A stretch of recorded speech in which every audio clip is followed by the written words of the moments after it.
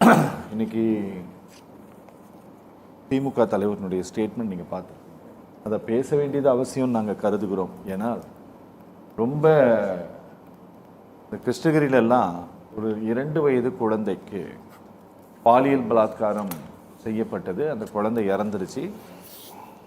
அது சம்பந்தப்பட்ட தாய் மற்றும் அவருடைய ஆண் நண்பர் தான் காரணம் அப்படிங்கிறதெல்லாம் நீங்கள் போஸ்ட்மார்ட்டம் ரிப்போர்ட்டோடு எக்ஸ்போஸ் பண்ணது நாங்கள் தான். அதனால் இதை பேசுவதற்கு எங்களுக்கு கூடுதலான தகுதி இருக்குன்ட்டு நாங்கள் கருதுகிறோம். சரியா? அதனால் இந்த தலைப்பை இன்று நாங்கள் எடுத்திருக்கிறோம். சவாலும் சவடாலும் விட்டவர் இப்போது சைலண்ட் மோடிற்கு சென்று விட்டார். எப்போது வெளியில் வருவார் அப்படின்ட்டு திரு மு.க. ஸ்டாலின் கேட்டிருப்பது கொஞ்சம் மிகைப்படுத்தி கேட்டுவிட்டாரோ அப்படின்ட்டு எங்களுக்கு தோன்றுகிறது. கொஞ்சம் அதிகமாக கேட்டாரோ? இல்லை, ரொம்ப கரெக்டாக தான் கேட்டிருக்கிறாரு. ஏன் அப்படின்னா, நீங்கள் வந்து பொதுவாக நடக்கக்கூடிய குற்ற பின்னணிகளை நீங்கள் சொன்னீங்க. இதில் தாவேக்கா நிர்வாகிகள் எவ்வளோ பேர் ஈடுபட்டிருக்கிறாங்க அப்படிங்கிறது ரொம்ப முக்கியமானது. ஓகே, என்கிட்ட ஒரு பெரிய பத்திரிகை பட்டியலே இருக்குது. நான் 33 paper cutting, news paper cutting வச்சுருக்கிறேன். அதில் நீங்கள் ஒன்றொன்னா எடுத்து பார்த்தீங்கன்னா தாவேக்கா நிர்வாகிகள் மேலே போஸ்கோ போட்டதெல்லாம் இருக்குது. அதில் குறிப்பாக சென்னை காசிமேட்டு பிரச்சனையாக இருக்கட்டும், இல்லை அதே போல் தாவேக்கு போக்சோவில் வந்து விழுப்புரத்தில் கைதான தாவேக்கா நிர்வாகியாக இருக்கட்டும், இல்லை மதுரையில் சோழவந்தானில் வந்து அரசு பேருந்து ஓட்டுநரை அடித்த வழக்குகளாக இருக்கட்டும், இல்லை அரிசி கடையில் பூந்து தாவேக்காவினுடைய பெண் நிர்வாகி ரகலை பண்ணி அடித்து உடைச்சதாக இருக்கட்டும், மாணவிக்கு பாலியல் தொல்லை கொடுத்த தாவேக்கா நிர்வாகி மீது போக்சோ வழக்கு திருப்பி போடப்பட்டிருக்கு. எங்கன்னா மதுரையில் போடப்பட்டிருக்கு. இது இல்லாமல் கூட்டு பலாத்காரத்தில் கைதான நிர்வாகியுடன் எம்எல்ஏவே இருக்கிற புகைப்படம் வெளியே வந்து பத்திரிகையில் வந்து பரபரப்பு கிரியேட் பண்ணிச்சு. 3 கல்லூரி மாணவிகளை ஏமாற்றி வீடியோ எடுத்த வழக்கில் தாவேக்கா நிர்வாகி. இது இல்லாமல் கஞ்சா கடத்தல் சேலம் சங்ககிரியில் மாட்டினா 6 பேர் தாவேக்கா நிர்வாகிகள். இது இல்லாமல் சென்னையில் ஆலந்தூர் கணவரை இழந்த பெண்ணுக்கு நடந்த சோகம் நமக்கு எல்லாத்துக்குமே தெரியும். அதுலேயும் தாவேக்கா நிர்வாகி மாட்டுறாரு. மது பாட்டில்களை பதுக்கி வைத்து விற்பனை செய்து மாட்டிய தாவேக்கா நிர்வாகி. இது இல்லாமல் மூதாட்டி நகையை பறித்து தாவேக்கா நிர்வாகி மக்கள் தர்மடி கொடுத்தாங்கன்னு பேப்பர்லேயே வந்திருக்கு. போலீஸின் கையை உடைத்த தாவேக்கா நிர்வாகி, வாகனத்தை நிறுத்தி ரகலை பண்ணினப்போ போலீஸ் கையை உடைச்ச தாவேக்கா நிர்வாகி. இது இல்லாமல் தூத்துக்குடியில் ஆன்லைனில் லாட்ரி டிக்கெட்டை வித்த தாவேக்கா நிர்வாகி. இதுவும் பேப்பரில் வந்த செய்தி தான். போலீஸை மிரட்டின ஒரு போதை கும்பல், தாவேக்கா துண்டு போட்டுட்டு போலீஸில் ஒரு போதை போட்டு போலீஸை போய் மிரட்டின ஒரு தாவேக்கா கும்பல். இது இல்லாமல் ஒருத்தர் வந்து என் தங்கச்சி வந்து ஜட்ஜாக இருக்கிறாங்க, எங்கள் அமல்ராஜ் கமிஷனர் அப்படின்னு சொல்லி அவர் வந்து தாவேக்காவோட லோகோ போட்டு அவர் வந்து மப்பில் பேசுகிறாரு. 20 கோடி மோசடி செய்த தாவேக்கா நிர்வாகி. இது எல்லாமே பேப்பரில் வந்து தான். ஏன்ட்டு ஒரு பெரிய பட்டியலே இருக்குது ஃபுல்லாக. நான் வந்து பர்ஃபெக்டாக கடந்த 1 மாதத்தில் எங்கெங்கே என்னென்ன சம்பவங்கள் நடக்குது அப்படிங்கிறத நான் வந்து பொதுமக்கள் லா அண்ட் ஆர்டரில் சிக்கல் இருக்குது, இதில் தாவேக்கா நிர்வாகிகள் இவ்வளோ பேர் நான் எடுத்துக்கிறேன். நான் என்கிட்ட ஒரு 33 இன்சிடென்ட் இருக்குது. நான் என்ன கேட்குறேன், இவ்வளவுக்கு பிறகும் எதிர்க்கட்சியை சார்ந்தவங்க காட்டமாக பேசாமல் இருக்கிறது தானே தப்பு. வேதனையான விஷயம் என்ன அப்படின்னா, லா அண்ட் ஆர்டர் சிக்கலாக இருக்குது. அவர் சிம்புவை மீட் பண்ணுறாரு, சிம்ரனை மீட் பண்ணுறாரு.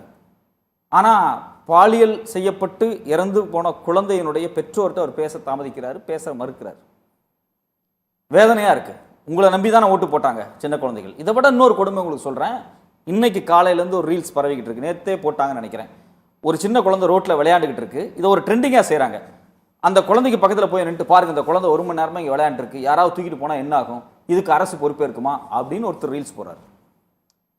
அதே ஒரு செட்டப்பான நாடகம் தான். ஸோ இப்போ இங்கே அரசு பொறுப்பேற்க விரும்பலை, முதலமைச்சர் பேச விரும்பலை, அவர் சிம்புவை மீட் பண்ண விரும்புகிறாரு, சிம்ரனை மீட் பண்ண விரும்புகிறாரு. அவர் வந்து கர்நாடகா போய் கார் ஓட்டி ரீல்ஸ் போட விரும்புகிறார். அவரோட காருக்குள்ள தான் ரீல்ஸ் எடுத்து போட்டிருக்கிறாங்க. கர்நாடகாவில் மேகதாது பிரச்சனை கொடிகட்டி பறந்துக்கிட்டு இருக்கு. கூட்டணி கட்சியில் இருக்கக்கூடிய சிவகுமார் இவரை வந்து கலாய்ச்சி பேசிக்கிட்டு இருக்காரு, ரொம்ப காட்டமாக பேசிட்டு இருக்காரு. இன்னொரு பக்கம் நீங்கள் அங்கே போய் கார் ஓட்டி வீடியோ போட்டுட்டு இருக்கீங்க. நீங்கள் மேகதாது பற்றி நீங்கள் வாயே திறக்க மாட்டேங்கிறீங்க. லா அண்ட் ஆர்டரில் இவ்வளோ பிரச்சனை இருக்குது. நீங்கள் இங்கே ஒரு ப்ரொடியூசர் செத்து போனால் அவர் வீட்டினுடைய டெத்துக்கு நீங்கள் போகிறீங்க. எல்லா விஷயத்திலையும் உங்களுக்கான விஷயத்தில் நீங்கள் கரெக்டாக இருக்கீங்க. ஆனால் அரசாங்கத்துக்கு தனிப்பட்ட விஷயத்தில் நீங்கள் இருக்கீங்க. இதை விட நீங்கள் அவர் வந்து பேசும்போது சிங்கப்பெண் திட்டத்தை அறிமுகப்படுத்தி பேசும்போது இது வந்து சட்டம் ஒழுங்கு மட்டும் கிடையாது, தனி மனித சிக்கல், அதாவது தனி மனித ஒழுக்கம் ரொம்ப முக்கியமானதுன்னு பேசுறீங்க. இந்த தனி மனித ஒழுக்கம் குறித்து நீங்கள் ஏன் 1.5 மாதத்துக்கு முன்னாடி பேசவே இல்லை? சரி, தனி மனித ஒழுக்கம் முக்கியமானதா? தனி மனித ஒழுக்கத்தை ஊக்குவிப்பதற்கு நீங்கள் என்ன செஞ்சிருக்கிறீங்க?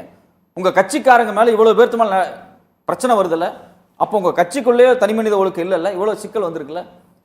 நீங்க போய் அங்கங்கு நடக்கக்கூடிய குற்றங்களை எடுத்து வைத்து சோசியல் மீடியாவில் மிகப்பெரிய பூதகரமாக கிளப்பி அதனூடாக ஒரு பிம்பத்தை கட்டி நீங்க ஆட்சியை பிடிச்சீங்க. யதார்த்தமான உண்மை அதான். இன்னைக்கு அதே சாவியை கொண்டு, எந்த சாவியை கொண்டு நீங்கள் திறந்தீர்களோ அதே சாவியை கொண்டு இந்த மக்கள் பூட்டுகிறார்கள். அதே கேள்வி இந்த மக்கள் கேட்கிறாங்க. சொன்னீங்கல்ல, இன்னைக்கு உங்க நிர்வாகியே பண்றாங்கல்ல, இவ்வளவு பேருக்கு பிரச்சனை ஆகுதுல்ல, நீங்க ஏன் வாய் மூடிட்டு இருக்கீங்க, அமைதியா பேசவே மாட்டீங்களா? இப்ப கூட பேசல, எப்ப நீங்க பேசுவீங்க? எதிர்க்கட்சிக்காரங்க கேட்கிறாங்க, மத்த திமுக தலைவர் கேட்கிறாரு அப்படின்னா அவர் ஏன் இவ்வளவு இதெல்லாம் கேட்கிறாரு? இப்பவே ஏன் பேசுறாங்க? 6 மாசம் வெயிட் பண்ண மாட்டாங்களா? இதெல்லாம் எல்லாரும் கேட்குறீங்க, எல்லா மினிஸ்டர்ஸும் கேட்குறீங்க, கலாய்க்கிறீங்க. அதை நீங்க ட்விட்டர்லாம் போடுறீங்க. 6 மாசத்துக்கு முன்னாடி பேச ஆரம்பிச்சிட்டாங்க, கல்யாண வீட்டில் பேச ஆரம்பிச்சிட்டாங்க, இதெல்லாம் பேசுறீங்கல்ல. இதுக்கெல்லாம் உங்களுக்கு டைம் இருக்குதுல்ல, வீட்டில் போய் ட்விட்டர்ல நீங்க போடுறீங்கல்ல. ஏன் இந்த குழந்தைகள் இறந்து போயிருக்காங்க, பாலியல் குற்றச்சாட்டுக்கு ஆளா இருக்கிறாங்க, இவங்களுக்கு என்ன நீங்க எடுக்க போறீங்க? அதுவும் எல்லாம் சிங்கப்பெண் திட்டம் வந்ததுக்கு பிறகு சார் இந்த பலாத்காரம், இந்த கொலை கற்பழிப்பு இதெல்லாம் மனிதர்கள் இருக்கக்கூடிய காலம் தொட்டும் நடக்கத்தான் போது. இதை விஜய் கிடையாது, இன்னும் பெரிய கொம்பம் வந்தாலும் இதை தடுக்க முடியாது, சரியா?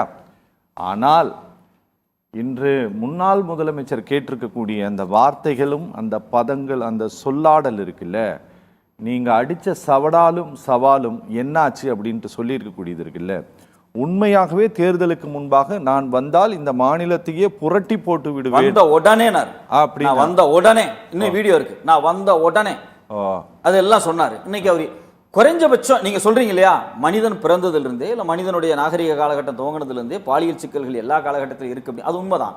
ஆனா ஒரு பாதிக்கப்பட்ட குழந்தையோடு ஒரு மாநிலத்தினுடைய முதலமைச்சர் உங்கள் மீது நம்பிக்கையா ஓட்டு போட்ட மக்களுக்கு ஆதரவா நீங்க வாயே திறக்க மாட்டேங்கிறீங்க.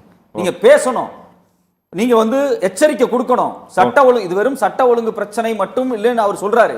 ஓகே, அது ஏன் 1 மாசத்துக்கு முன்னாடி அவருக்கு தெரியல? 1 மாசத்துக்கு முன்னாடி இது ஒரு சட்ட ஒழுங்கு பிரச்சனை இல்ல, தனி மனித பிரச்சனை, இது ஒழுக்கம் சார்ந்தது, மனித நாகரிகம், இதெல்லாம் அவருக்கு தெரியாதா?